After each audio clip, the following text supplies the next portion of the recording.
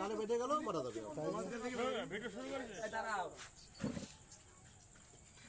শুরু করেছিস তো? সুপ্রিয় দর্শক মন্ডলী, আসসালামু আলাইকুম। আমি মিরপুর মুক্তিযোদ্ধা পার্কের থেকে আপনাদের সামনে একটা প্রাণী হনুমান আমরা সবাই বলে থাকি আর কি। আসলে পশু বললে পশু নয়, পশু সব রকমই ব্যতিক্রম আছে। এটা পোষা কোনো প্রাণী কারো বাড়িতে ছিল, তাই এটা আমাদের কাছে অনেকক্ষণ ধরে আমাদের কাছে আছে। মাগরিবের সময় থেকে আমাদের কাছে আছে। আমাদের এখানে ছোলা মুড়ি এবং চটপটি এবং চিকেন ফ্রাই এবং পেঁয়াজি সব মিলিয়ে সব কিছু খেয়েছেন। আর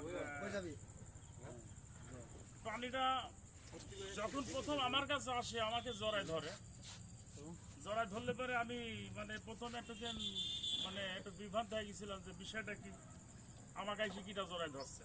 তাকায় দেখছি যে হনুমান আমাকে জড়ায় ধরলো। ধরার পরে আমি তখন মুড়ি দিলাম, ছোলা দিলাম, চটপটি, মানুষের সঙ্গে একই প্লেটে বসে শেয়ার করছে খাবার, কেউ বাধা দেয় নাই।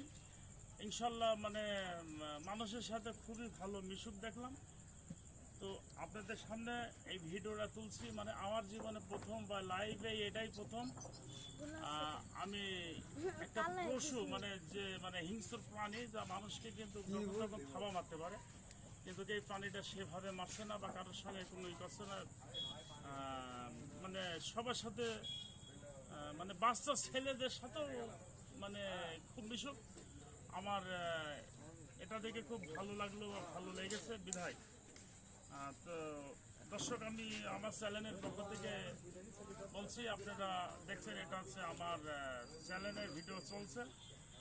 এই ভিডিওটা আপনারা দেখবেন, আপনাদের ভালো লাগলে লাইক শেয়ার সাবস্ক্রাইব করবেন। আর আপনারা দয়া করে কোনো পশু প্রাণী যে কোনো পশু প্রাণী আপনারা মারবেন না, বরঞ্চ চেষ্টা করবেন তাদেরকে ভালোবাসার জন্য। যদি ভালোবাসা নেই ভালো, না নিলে অবলা জিনিস যার যেখানে গন্তব্যস্থান সে সেখানে পৌঁছায় যাবে। আপনারা কেউ অবলাকে নাড়বেন না, মারবেন না, আপনারা ভালোবাসা দিবেন, এই প্রত্যাশা আপনাদের কাছে করি। এবং আপনারা অবশ্যই পশু প্রাণীকে ভালোবাসবেন এবং বাল বাচ্চা এবং শিশু সন্তানদেরকে সুযোগ দেবেন বা তাদেরকে ভালোবাসার জন্য। এটা বলে আমি আপনাদের মাঝ থেকে বিদায় নিচ্ছি। আসসালামু আলাইকুম। আপনারা সবাই সুস্থ থাকবেন, ছেলে সন্তান স্কুলে দেবেন, আপনারা অভিভাবক সন্তানদেরকে খেয়াল রাখবেন, কোথায় যায় কি বৃত্তান্ত। আসসালামু আলাইকুম।